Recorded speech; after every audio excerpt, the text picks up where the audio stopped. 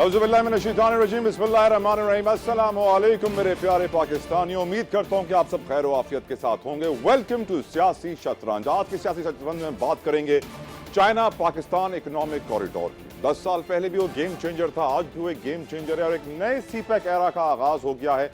क्या है इसमें नया और पिछले 10 सालों में हमने क्या खोया क्या पाया? जहां तक मुझे याद पड़ता है कि जब चाइना ने पाकिस्तान से सीपैक का मुआहिदा किया था 2013 में, उन्हीं कुछ चंद सालों के दौरान ईरान के साथ भी यही मुआहिदा हुआ था और वहां पर भी इन्वेस्टमेंट हुई थी। वहां पे 300 से 400 बिलियन डॉलर का कहा गया था और 400 बिलियन डॉलर अब तक इन्वेस्ट हो चुके हैं ईरान में। पाकिस्तान को 100 बिलियन डॉलर का वादा किया गया था, लेकिन 50 बिलियन डॉलर के करीब ही आज जो वजीर आज़म खैर 25 बिलियन डॉलर की बात कर रहे थे, लेकिन जो हमारे पास पहले आदाद शुमार आए थे उसके मुताबिक 40-50 बिलियन डॉलर के बीच में ये इन्वेस्टमेंट्स रुक गई थी। वजह थी red tape, bureaucracy, political motivation.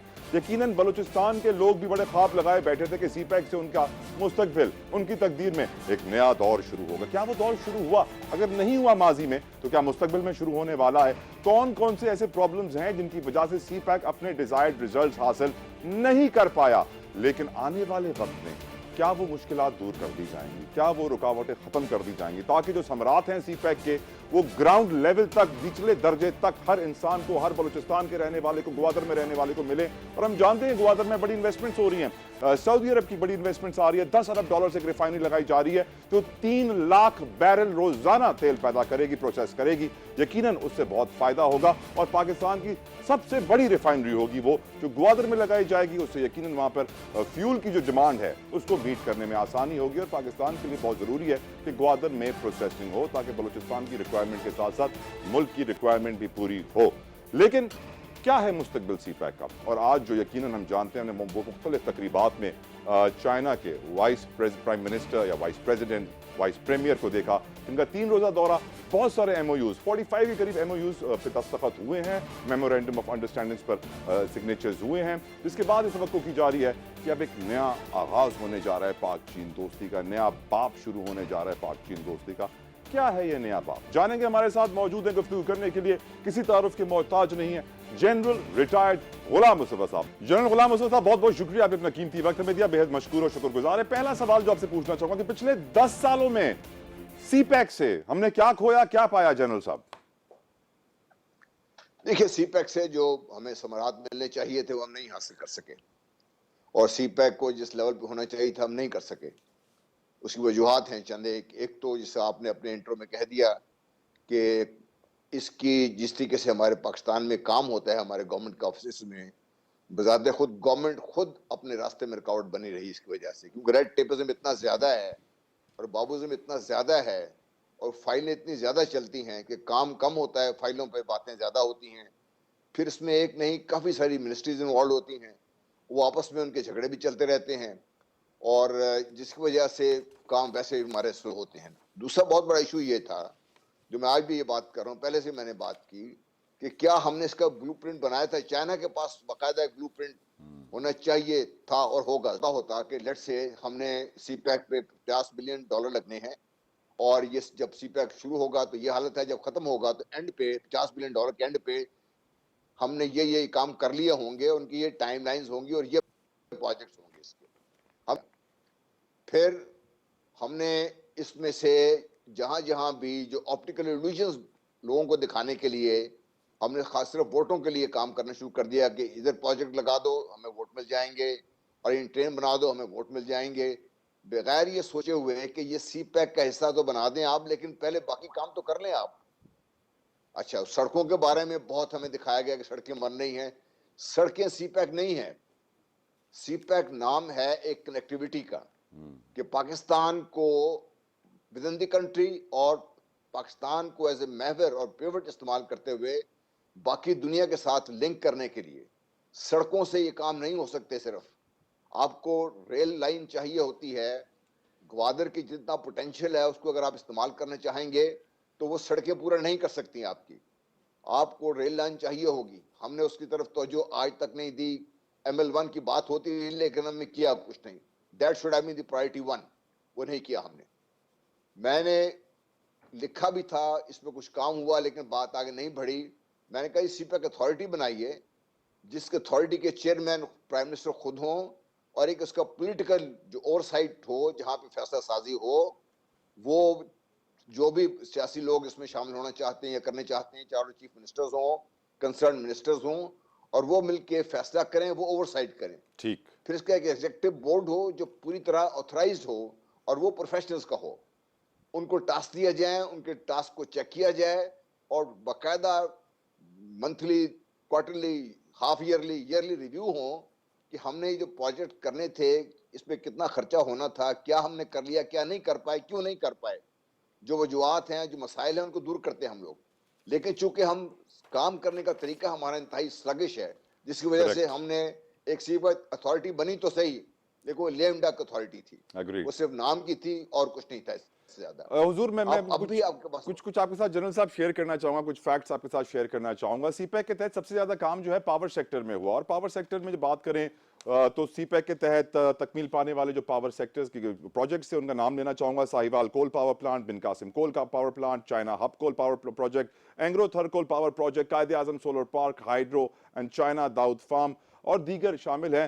بتایا جا رہا ہے کہ موجودہ گورنمنٹ کہتی ہے, خرم دستگیر صاحب کی آن اسٹیٹمنٹ آن ریکارڈ, کہ 5000 سے زائد میگا واٹ ہم نے پاور سیکٹر میں شامل کیے ہیں. لیکن حضور پھر بھی بجلی مہنگی ہے, لوڈ شیڈنگ برقرار ہے, فائدہ کیا ہوا پھر ان پروجیکٹس کا؟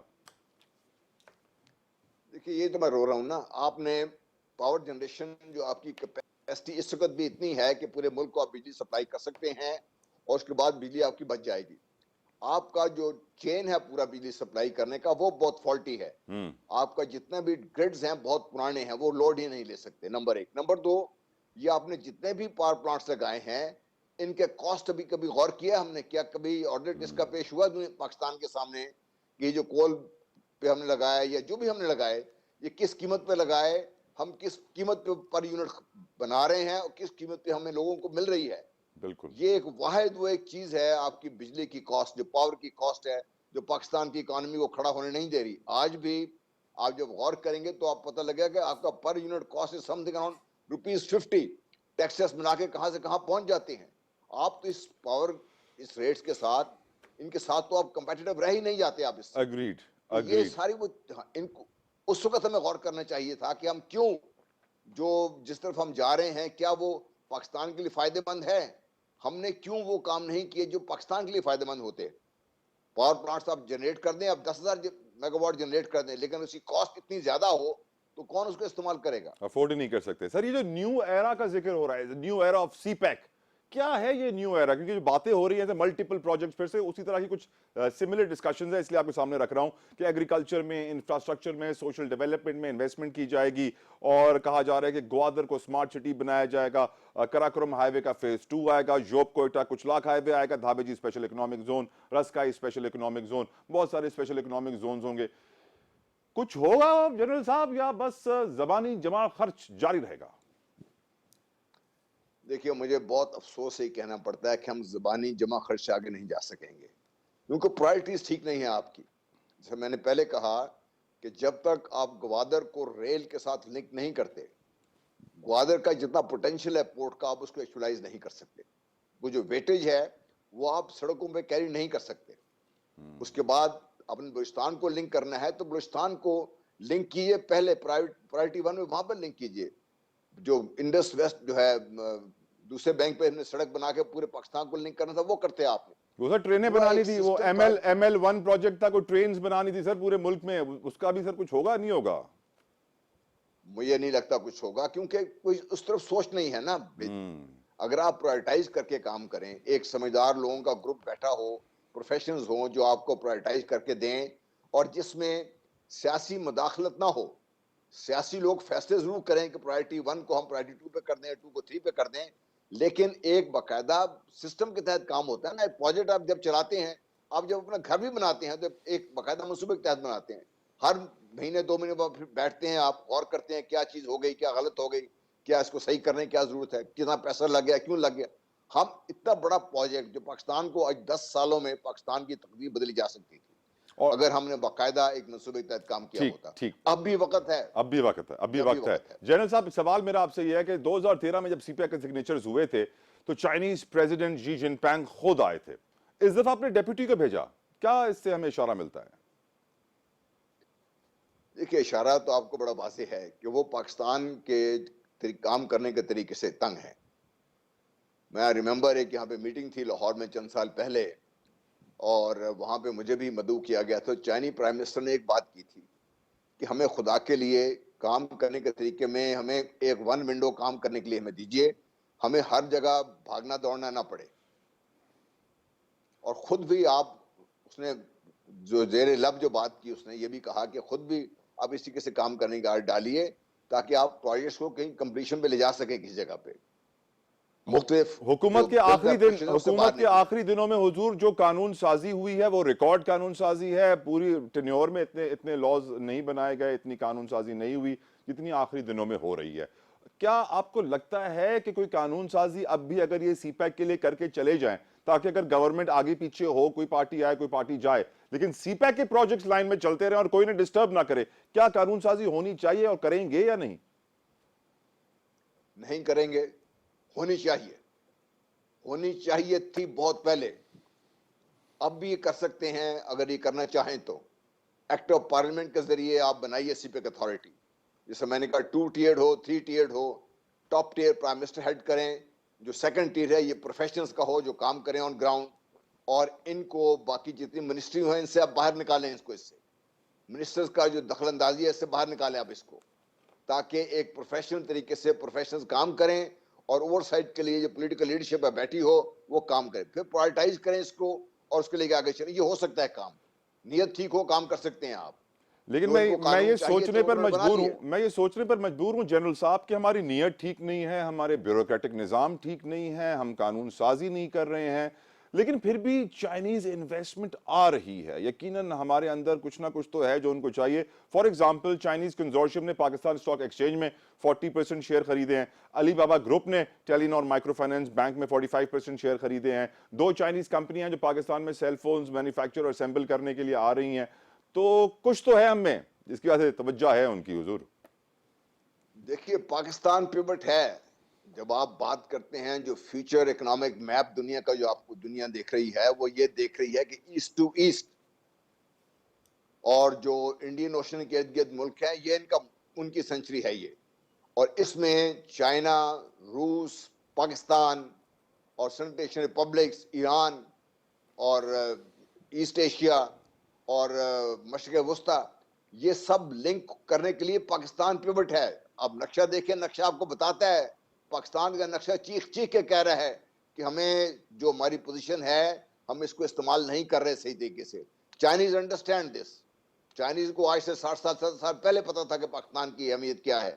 हम अपनी अहमियत जानते हैं, बोलते हैं, लेकिन उसको सही तरीके से इस्तेमाल नहीं कर सकते। सर, इस दुआ के साथ कि अल्लाह ताला हम पाकिस्तानियों को अपने वतन अजीज की अहमियत का एहसास दिलाए, मैं आपका शुक्रिया अदा करूंगा जनरल गुलाम मुस्तफा साहब। Thank you so very much for joining us. यकीनन सीपैक गेम चेंजर था, है और रहेगा, लेकिन हम कब अपनी गेम चेंज करेंगे ताकि सही समरात सीपैक के लोगों तक पहुंचे, ये सोचने की जरूरत है। एक ब्रेक, फिर डिस्कशन जारी रहेगा।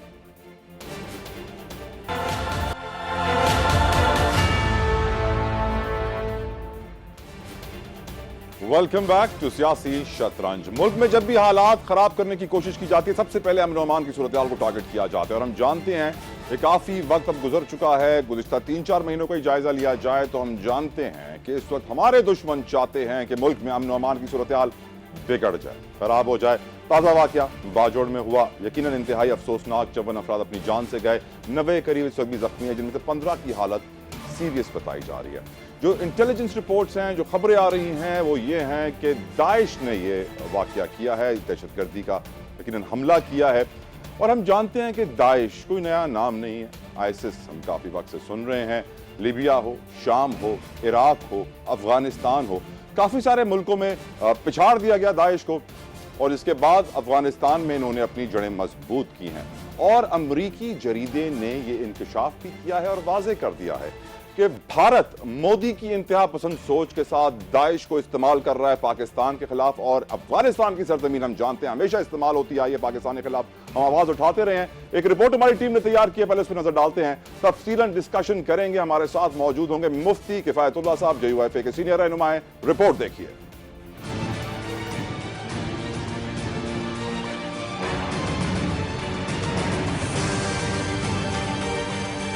पाकिस्तान में दहशतगर्दी की नई लहर ने सर उठाना शुरू कर दिया है। कलअदम जमात दाइश पाकिस्तान की सालमियत को नुकसान पहुंचाने के लिए फिर सरगर्म हो गई। बाजोड़ धमाके में भी कलअदम जमात दाइश के मुलव्विस होने का शुबा जाहिर किया जा रहा है। बाजोड़ में गुज़श्ता रोज होने वाले खुदकुश धमाके में जांबाक अफराद की तादाद 50 से जायद हो गई है। धमाके में 90 से जायद अफराद जख्मी मुख्तलिफ अस्पतालों में ज़ेरे इलाज है। तफ्तीशी टीम के मुताबिक धमाके में कलअदम दहशतगर्द जमात दाइश मुलव्विस हो सकती है। तफ्तीश से ये बात भी सामने आई है कि गुज़श्ता कुछ अरसे के दौरान दाइश ने एक ही जमात के उलमा को टारगेट किया है। दाइश और जमीयत के उलमा के दरमियान 2019 से सख्त कशीदगी मौजूद है।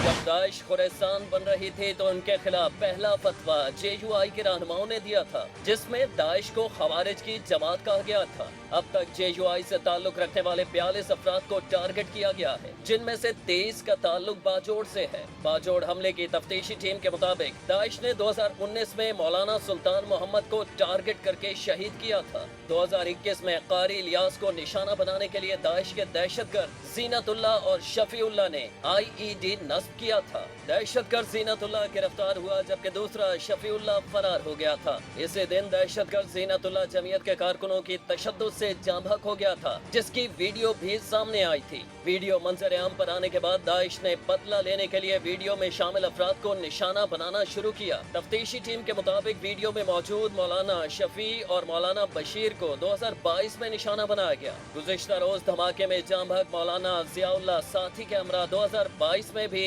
IED धमाके के नतीजे में जख्मी हुए थे। फोर्सेस और पुलिस का मुश्तरका ऑपरेशन 2023 में हुआ। ऑपरेशन में दहशतगर्द शफीउल्लाह अपने 2 साथियों समेत हलाक हो गया। 1 माह बाद दाइश ने जमीयत के वर्कर्स कन्वेंशन पर खुदकुश हमला किया। तफ्तीशी टीम के मुताबिक धमाके में मुलव्विस अफराद की निशानदेही हो चुकी है, जल्द गिरफ्तार कर लिया जाएगा।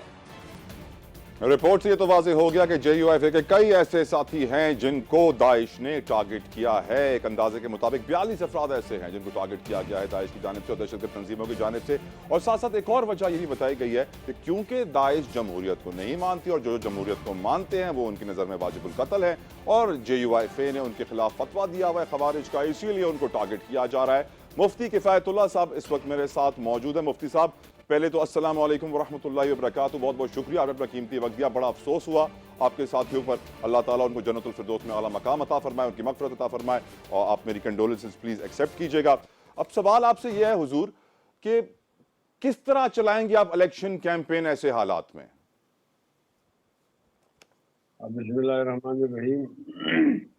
सबसे पहले तो आपका शुक्रिया कि आपने एक ज़ख्मी जमात के साथ ताज़ियत का इज़हार किया और अपने टॉक शो में भी इस मौजू को आपने मुंतखब किया। जज़ाकल्लाह हुजूर। हमारी जमात में के लिए ये सानहा 9/11 से कम नहीं। हम बहुत ज़्यादा इस पर अफसरदा हैं। आपकी रिपोर्ट में एक नाम आया मौलाना ज़ियाउल्लाह का, तो मौलाना ज़ियाउल्लाह मेरे बहुत करीबी दोस्त थे और जब हम जाया करते थे बाजौड़ में तो हमारे मेज़बान भी होते थे। तो उनकी शहादत और भी साथी हैं, बहुत ज़्यादा दुखी हूँ, गमज़दा हूँ। आप हज़रात का शुक्रिया कि आपने हमारे साथ ताज़ियत की। अल्लाह ताला आपको सब्र जमील अता फरमाए हुजूर। लेकिन अब करना क्या है, what is the way forward? Election campaign कैसे चलाएंगे मुफ्ती साहब? तो जमीयत उलमा इस्लाम का हर एक कारकुन जो है वो गमज़दा है।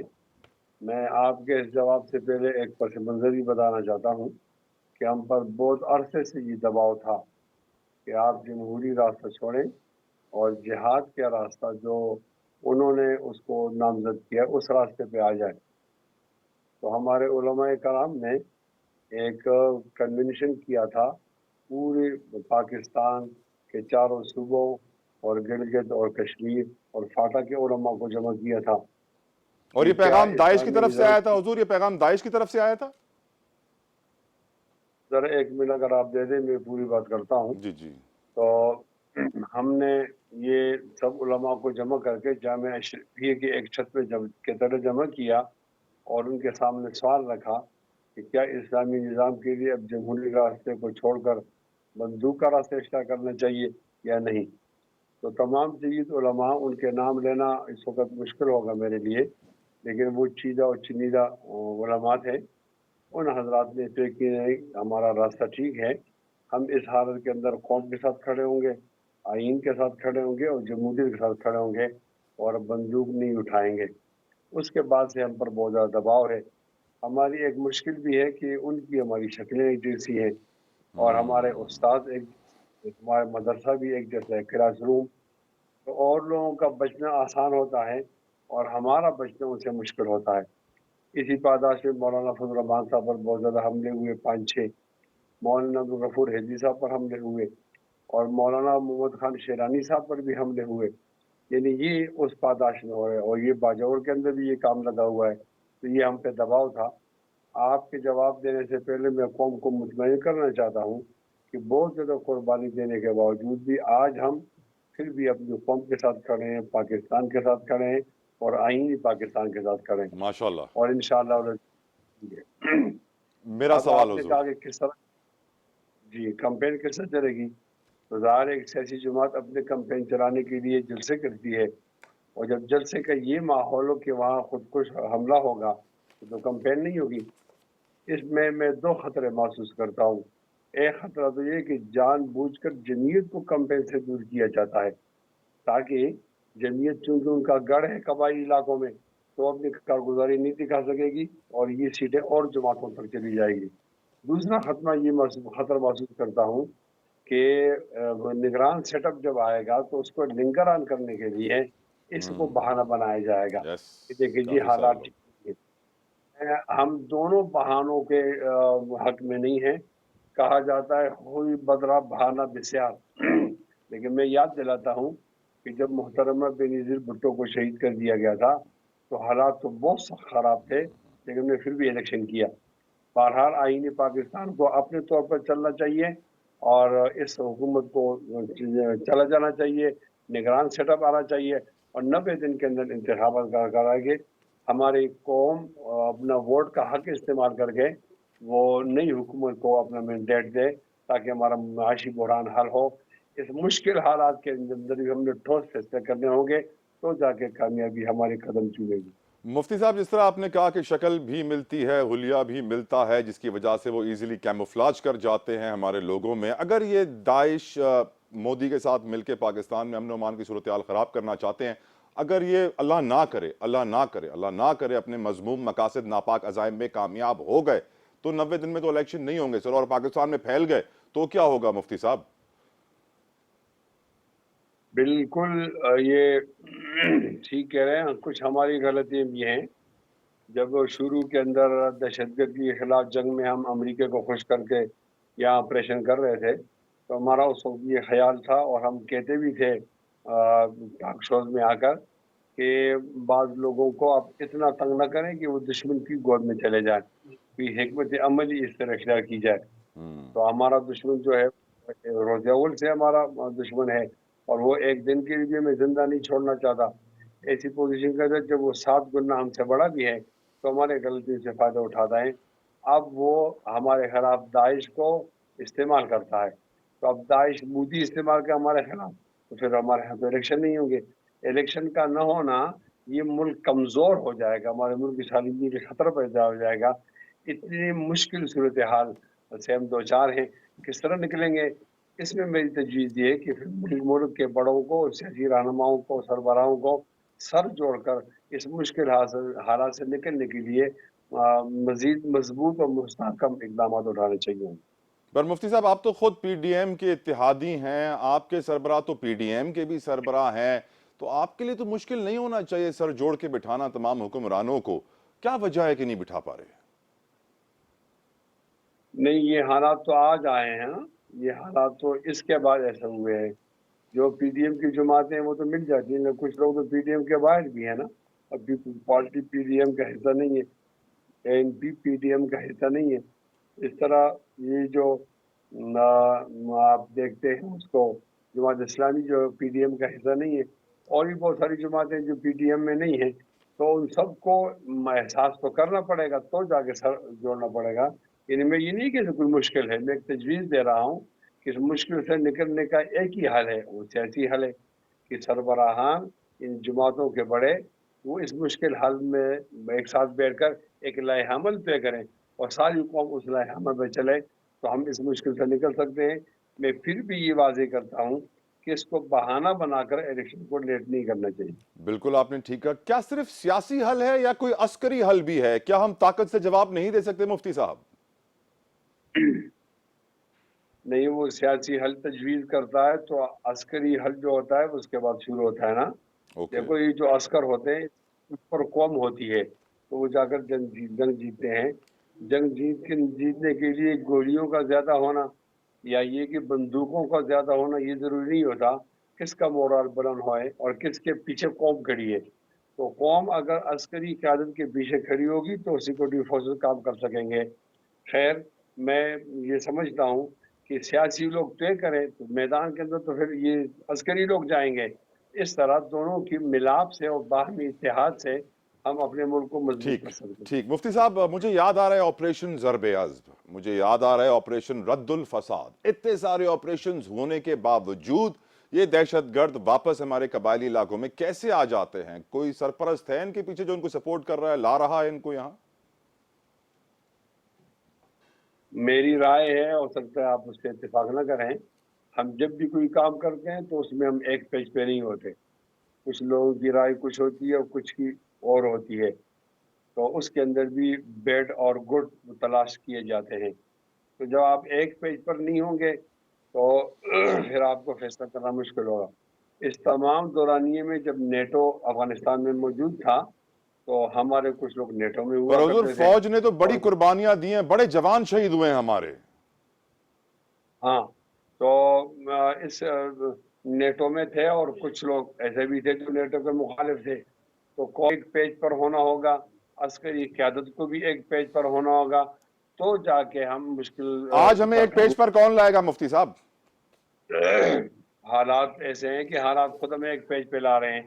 اب قومی ادارے جس میں عدلیہ بھی ہے اور جس کے اندر پارلیمنٹ بھی ہے، سیاسی لوگ بھی ہیں، ہماری عسکری ادارے بھی ہیں، یہ تمام صحافی بھائی بھی ہیں، یہ تمام مل کر ایک ہی بات کریں گے تو قوم کا ذہن تو بن جائے گا۔ اور جب قوم کا ذہن بن جائے گا تو یہ تو ہماری بہادر قوم ہے، ڈرنے والی قوم نہیں ہے۔ ہمیں حالات ایک پیج پہ لے آئیں گے اور ہمیں آج ایک پیج پر ہونا چاہیے۔ آمین آمین آمین، اللہ کرے ایسا ہی ہو، ہم ایک پیج پر آ جائیں۔ حکمرانوں کو ایک پیج پہ کیسے لائیں گے؟ اتنی سیاسی دراڑیں پڑی ہوئی ہیں سیاسی شطرنج میں، آپ کو معلوم ہے ہر کوئی ایک دوسرے کو چیک میٹ کہنا چاہ رہا ہے، پتہ صاف کرنا چاہ رہا ہے، جماعتوں کو ختم کیا جانا چاہ رہا ہے، بہت سارے ٹارگٹس ہیں جو اس کو پولیٹیکلی اچیو کیے جا رہے ہیں۔ ایسے میں اب لا اینڈ آرڈر کے ٹارگٹس کیسے اچیو ہوں گے حضور؟ کون لائے گا ان سب کو ایک میز پر، ایک پیج پر؟ ایک بہت بڑا چیلنج ہے، کیا آپ اگری کریں گے حضور؟ بالکل میں ایگری کرتا ہوں، لیکن بعض ایسے اوقات ہوتے ہیں کہ جب آپ سیاسی وابستگی سے بالہ تر سوچتے ہیں جی اور جماعتی آمین۔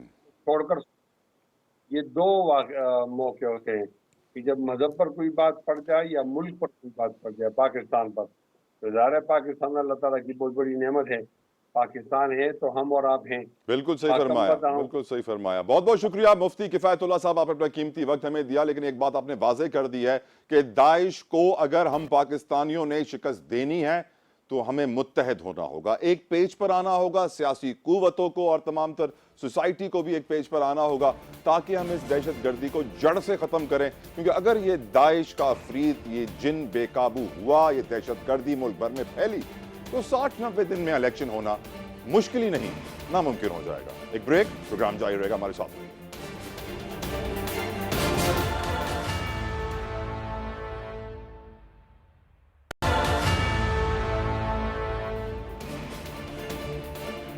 ویلکم بیک ٹو سیاسی شطرنج۔ اور جب سیاسی بساط لپیٹنے والی ہوتی ہے تو تب ہم دیکھتے ہیں کہ قانون ساز اسمبلیوں میں قانون بننا شروع ہو جاتے ہیں۔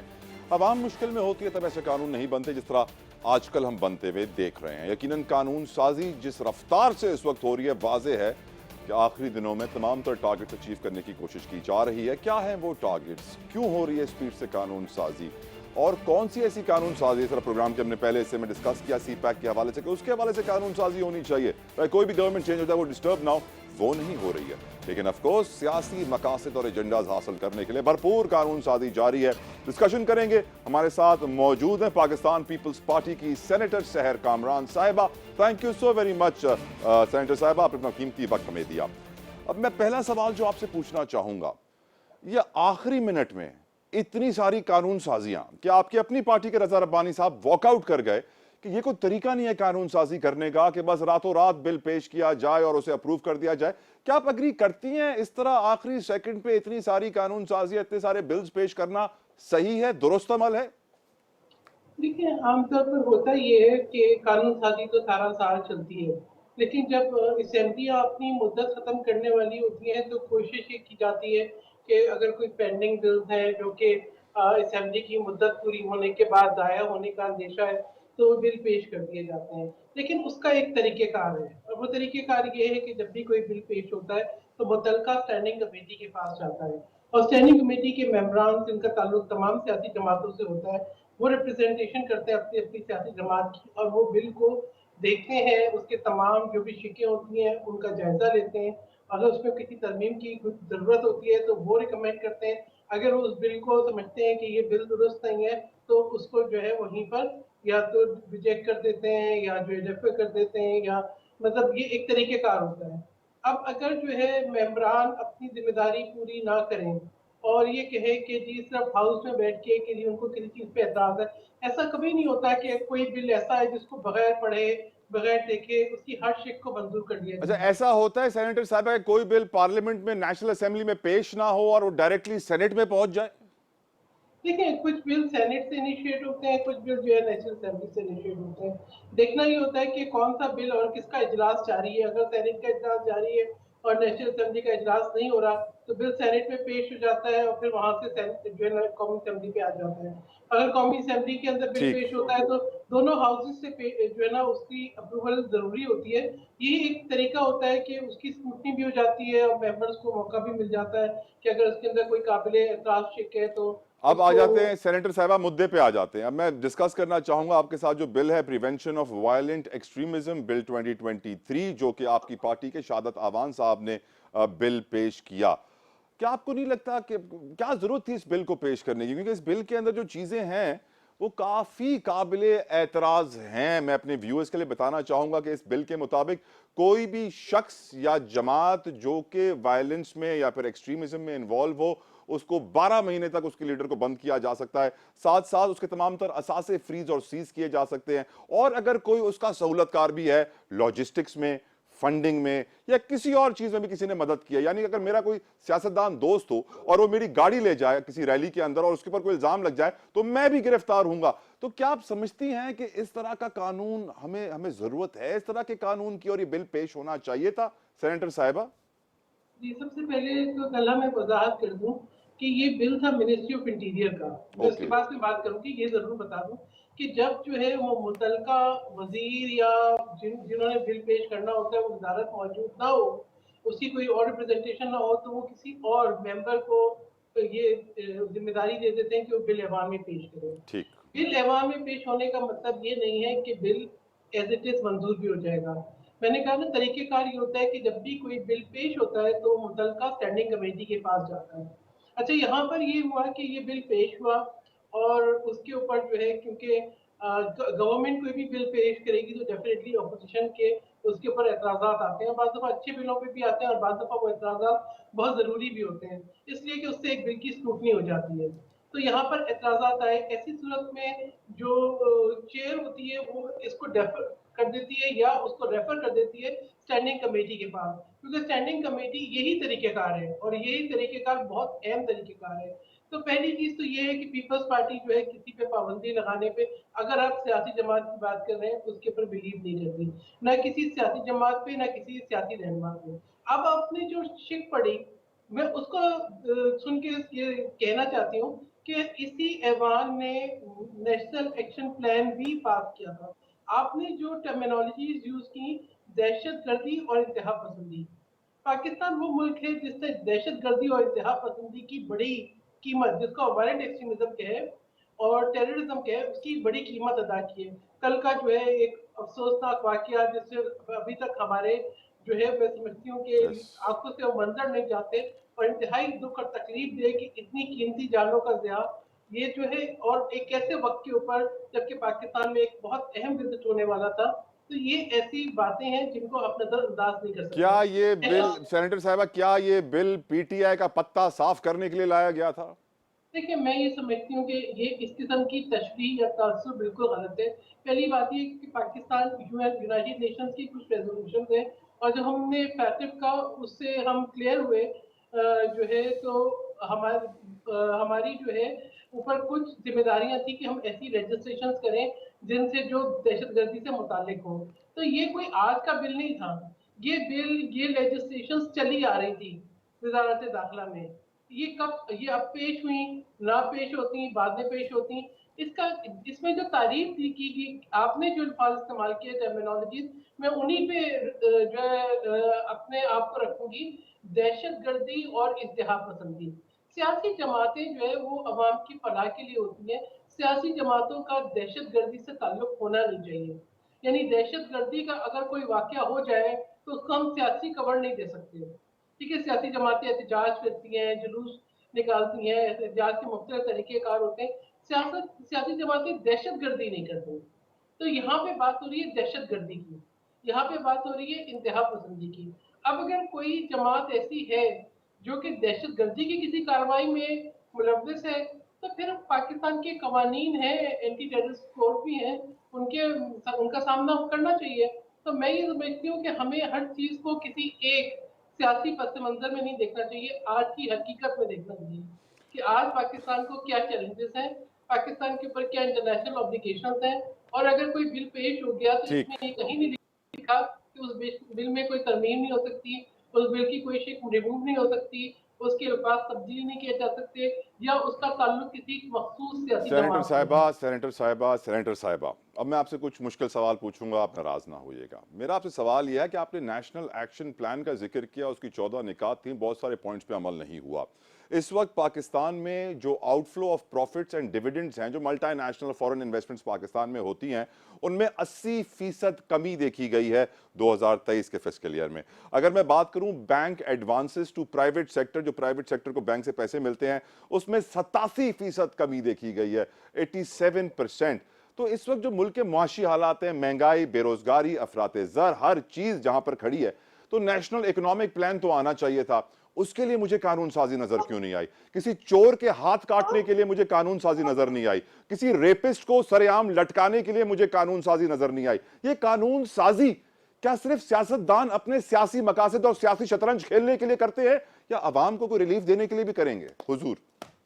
लेकिन तरह हमें नैरेटिव को जो ना अपने दुरुस्त रखना चाहिए, बयानियाँ वो अपनाना चाहिए जो कि दुरुस्त हर चीज़ का पस मंज़र बयान करे। पहली बात ये है कि पाकिस्तान के अंदर जो माशी हालात हुए, मैं कहूँगी हमें देखना चाहिए ना कि उसके अंदर क्या अवामिल थे। यानी सबसे पहली बात ये कि दहशतगर्दों को नेशनल एक्शन प्लान पे बिल्कुल अमल होना चाहिए था। जिन दहशतगर्दों को गिरफ्तार कर लिया गया, उनको छोड़ना नहीं चाहिए था। जिनको बॉर्डर से बाहर निकाल दिया, उनको वापस आके बसाना नहीं चाहिए था। जिनको जो कि दहशतगर्दी की कार्रवाइयों में मुलव्वस थे, वो किसी रिहैबिलिटेशन प्रोसेस से भी नहीं गुजरे, उनको नेगोशिएशन के का लफ्ज इस्तेमाल करके उनको वापस जो है इधर पाकिस्तान में बसाना नहीं चाहिए था। तो ये जो बार बार ये होता है कि ये जो इस तरह के इंतहा पसंद अवामिल होते हैं, दहशतगर्द हैं, उनको हम अपनी एक क्या सोच में क्या हमारे मुआशी मसाइल मैडम सिर्फ दहशतगर्दी की वजह से हैं और हमारा कोई और प्रॉब्लम नहीं है? मैं तला मेरी बात मुकम्मल नहीं हुई। आपने मईशत की बात की। देखिए, कोई भी चीज एक दिन में नहीं होती, उसकी जो है ना कहीं से रूट्स होती हैं।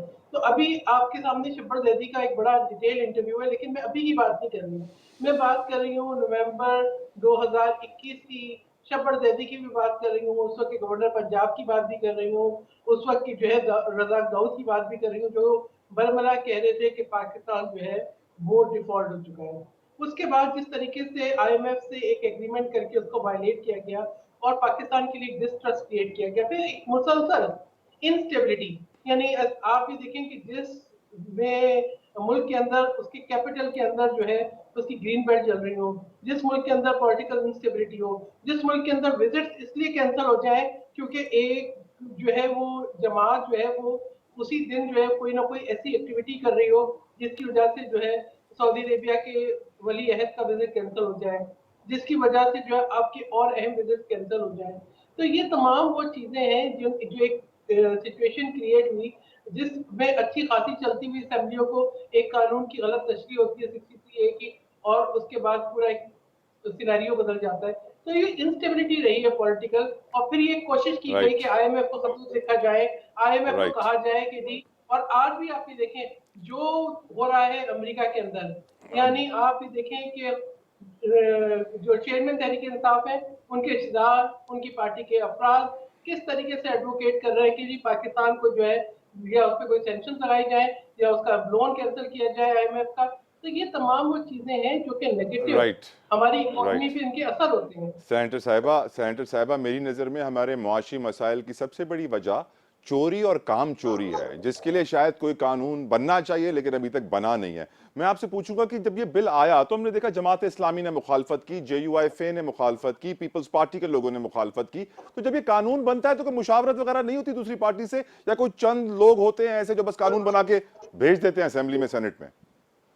देखिए कल मैंने आपको बताया ना कि एक वजारत जो कवानीन पेश करती है, जो बिल पेश करती है, उनके सामने उनका अपना एक उसका पस मंजर होता है, कुछ इंटरनेशनल ऑब्लिगेशंस होती हैं, कुछ ज़मीनी हालात होते हैं, हक़ाइक़ होते हैं। ये जो जिन्होंने मुखालिफत की उनके पास एक बड़ा अच्छा फोरम था कि वो कहते हैं कि जी इसको स्टैंडिंग कमेटी को रेफर कर दें, और ये वहाँ पर हर मेंबर के पास जो किसी भी पार्टी से था, सेनेट में सबकी नुमाइंदगी है ना, तो वहाँ पे उसको वो उसकी स्क्रूटनी करते, उसमें जो तब्दीली करनी थी करते, उसको बेहतर बनाते, उसको ऐवान में पेश करते। यानी एक चीज होती है, मैं समझती हूँ कि कुछ चीजें सिर्फ जो है ना वो ज्यादा खबर ज्यादा बनाती हैं, काम तो यही था ना, इसी बात के लिए मेंबरान होते हैं पार्लियामान में कि आप अपनी जिम्मेदारी पूरी करें। उनकी जिम्मेदारी ये थी कि इसको जो है वो स्टैंडिंग कमेटी, बहुत बड़ा अहम रोल होता है स्टैंडिंग कमेटी का, जो वो कायमा कमेटी पे जाता, वो वहाँ पे उसको देखते, उन्हें जो है वजारत दाखिला आती, वो ब्रीफ करती कि जी किस शिक का क्या मतलब है, क्या चीज का हमें अल्फाज दुरुस्त करने। जैसे देखिए पीपल्स पार्टी ने जब ये आया कि निगरान हुकूमत के जो है इख्तियारात के ऊपर, तो हमने अपने तहफ़्फ़ुज़ात पेश किए, उसके बाद कोई तरमीम मूव की, तरमीम अप्रूव हो गई, पास हो गई, तो बिल भी पास हो गया। सेनेटर साहिबा, हमने देखा कि नैब के कवानीन में तरमीम की गई और फिर कहा गया कि अरे इससे तो PTI के चेयरमैन को फायदा हो गया। इस वक्त भी जिस कानून की बात हो रही है, जिस कानूनी तरमीम की बात हो रही है, इस आइन की बात हो रही है, उस पर नून लीग के बड़े सीनियर रहनुमा हैं, मशहूर सहाफ़ी भी रहे हैं, इरफान सिद्दीकी साहब, उन्होंने कहा है कि ये वो कानून था जो आगे चल के दूसरी पार्टियों के लिए भी मुश्किलात पैदा करता। क्या आप अग्री करेंगे इस बात से? देखिए मैं समझती हूँ ऐसा कोई भी कानून जो कि किसी जो है वो मैंने बताया ना कि जिससे किसी सियासी जमात को या किसी फर्द को या किसी पर्टिकुलर टारगेट को जिसका निशाना बनाया जाए, तो वो तो मैं कहती हूँ उसको ये सोचना है कि वो किसी एक शख्स पे लागू होगा, वो नहीं होता, उसकी सारी बातें इम्प्लीकेशंस होती हैं। लेकिन मैं समझती हूँ इरफान सिद्दीकी साहब को चाहिए था कि अपना किरदार जो है वो स्टैंडिंग कमेटी में अदा करते हैं, बजाय कि देखिए खबर बनाना, खबरों में रहना, ये एक अलग बात है ये, लेकिन जिम्मेदारी तो ये है कि जब आप मुतल्लिका कमेटी के मेंबर्स हैं तो आपने वहां पे क्यों नहीं बिल रेफर कराया, आपने उसको वहां पे क्यों नहीं उसकी स्क्रूटनी की, वहां पे क्यों नहीं अपनी जो है आपने तरमीम जो है वो पेश की। असल चीज को देखना चाहिए ना कि आपने अपनी जिम्मेदारी पूरी की। खबर बनाने को तो मैं भी आपको कोई ऐसी स्टेटमेंट दे देती हूँ जो कल आपकी यहाँ पे हेडलाइन चलती रहेगी, दे दें? नहीं, हमारे ऊपर बड़ी जिम्मेदारी है, बड़ी जिम्मेदारी है। चले मैं आपसे जिम्मेदारी का सवाल पूछ लेता हूं, आखिरी वो कौन सा बिल था जो मुकन्निना ने, अरकान असेंबली ने गरीब आदमी के लिए बनाया? सेनेटर सहर कामरान साहिबा। देखिए तमाम लेजिस्लेशन ये भी गलत, मैंने कहा ना, बयानियां बनाते हुए हमें बहुत जो है वो सोचना चाहिए और मोहतात रहना चाहिए। जो लेजिस्लेशन होती हैं वो इन द लार्जर इंटरेस्ट होती हैं। अभी आप ये देखिए, इसको ये कहना कि जी गरीब आदमी के लिए बिल नहीं है या गरीब आदमी के लिए, देखिए हर चीज के अंदर कुछ ना कुछ रिलीफ रखा जाता है, और ये अवाम की फलाह जो है डेफिनेटली जो है वो मुकद्दम और मद्देनजर होती है। अब मैं एक एक इसको ये बोलूँ, मैं भी कहूँगी कि हाँ जी नेशनल एक्शन प्लान भी पाकिस्तान के अवाम की फलाह के लिए था। With all due respect ma'am, with all due respect, अब 32,000 रुपए कम से कम वेज है, कम से कम तनख्वाह है, हम उस पर तो अमल दरामद नहीं करा सके हैं। अब कानून, मैंने आपसे पूछा कोई एक ऐसा कानून जो आपकी मेमोरी में आ रहा हो कि यार ये खास सिर्फ गरीब पाकिस्तानियों के लिए बनाया गया, कोई एक ऐसा कानून मुझे बता दे, एक। देखिए तमाम कवानीन मैं कहती हूँ, आप कौन से कानून को आप कहेंगे कि जो पाकिस्तान के अवाम की फलाह के लिए? नैब तरामीम से गरीब आदमी का क्या ताल्लुक? ये वाले इस वाले कानून का गरीब आदमी से क्या ताल्लुक? मैं आपको बताती हूँ नैब कवानीन से क्या ताल्लुक, क्योंकि मैं तला आपसे शेयर भी कर लूंगी। मैंने नैब के ऊपर एक बड़ी डिटेल रिपोर्ट बनाई थी। लास्ट 30 जब तक सेकंड्स। मैंने रिपोर्ट नहीं, एक मिनट, जब मैंने रिपोर्ट बनाई थी उस वक्त तक नैब की कस्टडी में 13 अफराद की डेथ हो गई थी। मैं आपको 2020 का जिक्र कर रही हूँ, ठीक है? वो 13 के 13 करोड़पति थे, कोई गरीब नहीं होगा, आई एम श्योर। नहीं, उसमें प्रोफेसर थे, ठीक है, उसमें ब्रिगेडियर असद मुनीर भी थे, जिनके ऊपर बाद में पता चला कि ये केस झूठा था। मसला ये है कि नैब को एक पॉलिटिकल टूल की तरह यूज किया गया। इसके ऊपर आला अदलिया के जो है रिमार्क और जो है उनकी जो है वो स्टेटमेंट भी मौजूद है। तो ये देखिए, कोई भी कानून के अंदर जो है उसको पहले ही दुरुस्त होना चाहिए था, लेकिन हम ये सोचते थे, बताया ना कि जब पीपल्स पार्टी ने इसे पहले दरवामीन पेश करने चाहे तो उस वक्त ये तासुर हुआ कि शायद इसका जो है वो छुरी जो है सिर्फ पीपल्स पार्टी पे चलेगी। हमने ये देखा कि हमारी मतलब कोई शख्स इससे महफूज नहीं था। असातिज़ा को जो है ना हथकड़ियां लगा के पेश किया गया, बाद में पता चला कि जी उनके ऊपर कोई जुर्म वक्त की कमी है, नहीं तो सेनेटर साहिबा गुफ्तगू में आपसे जारी रखता। आपका बहुत बहुत शुक्रिया, आपने अपना कीमती वक्त दिया। प्रोग्राम का वक्त यहाँ पर तमाम होता है, इस दुआ के साथ कि हर पाकिस्तानी के मसाइल कानून साजी के जरिए हल किए जाएं। कानून बनाते वक्त गरीबों का भी ख्याल रखा जाए कि उनके लिए कैसे कानून बनने चाहिए। सीपैक की बात करते हुए भी कानून साजी करनी चाहिए ताकि सीपैक में कंटिन्यूटी रहे, कोई बीच में आके उसका सिलसिला रोक ना दे। तलाजुद्दीन को इजाजत दीजिए, अंटिल नेक्स्ट टाइम, अल्लाह हाफिज।